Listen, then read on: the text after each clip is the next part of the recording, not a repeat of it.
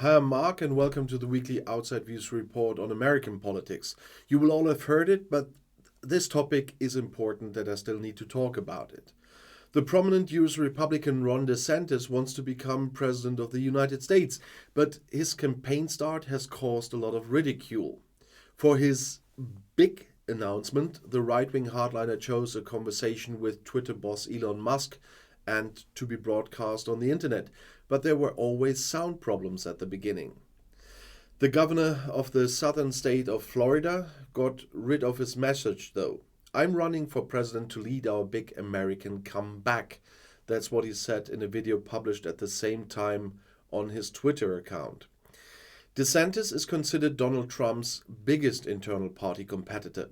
He wants to be a Republican candidate for the White House, but to do so, he has to defeat former President Trump and other candidates in his party in the primaries. Trump had already announced in November that he would enter the race for the 2024 presidential election. Oh, yes. DeSantis' announcement was actually planned for 6 p.m. on Twitter, of all places on the platform that Trump once used so excessively.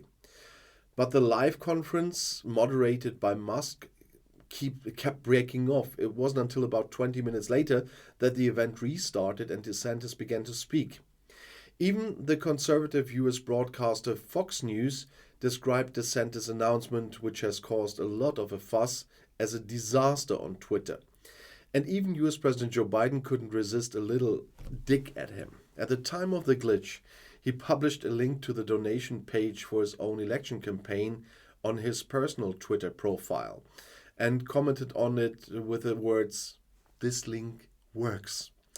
Normally, presidential candidates choose a different format for their big announcement. They give speeches to supporters or publish elaborately produced videos.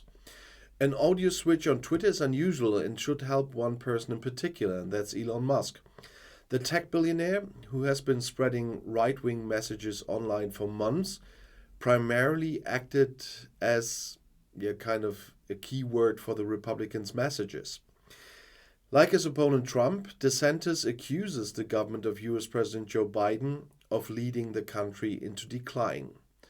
Our border is a disaster, crime has ravaged our cities, the government is making it difficult for families to make ends meet, and the president is messing around.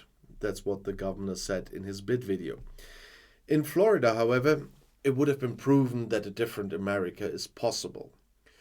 We have chosen facts over fear, education over indoctrination, law and order over riot and disorder. In the corona pandemic, when freedom was at stake, they were defended. Well, like Trump, DeSantis belongs to the right wing of the party and shares similar hardline positions. However, he is less known for scandals, for loss of control and political chaos than for being disciplined, sorted, and considered. For those in the party and at the grassroots who are fed up with Trump's antics but want a candidate with Trumpian content, DeSantis is seen as a viable alternative. Years ago, Trump was a kind of a mentor for DeSantis, but the ex-president now feels threatened by the much younger applicant. With sharp words, Trump shot his opponent again on Wednesday. Instead of being grateful, DeSantis is now attacking the very man who saved his career, said one of two videos Trump made at about the same time as DeSantis' announcement on the online platform Truth Social. That's the one he co-founded. There is only one person who can make America great again, and that is Donald Trump. During his time in the White House, he was already able to prove that, he says.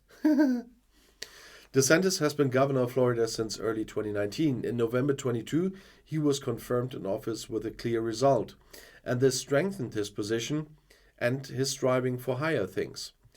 In Florida, the Republican attracted attention primarily with his right-wing politics. Under him, laws were passed or introduced that discriminate against minorities, restrict academic freedom at universities, and interfere with public education by banning teaching. He also agitated against demands for stricter gun laws and against state regulations on protection against infection during the corona pandemic.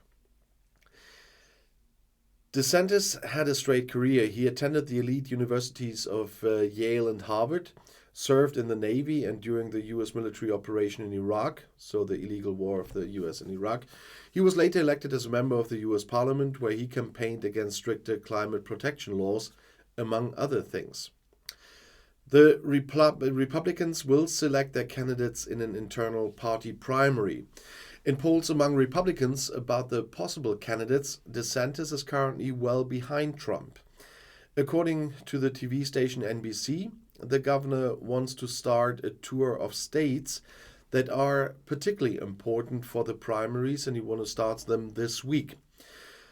The presidential election is scheduled for November 5th in 2024. A broad field of applicants is expected for the Republicans.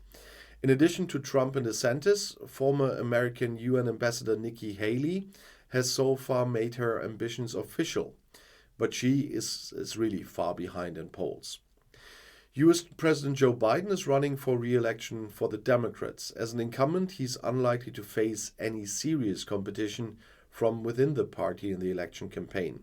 But the DeSantis-Trump thing will be an interesting one, because they are both, as I said, right-wingers from the Republicans. But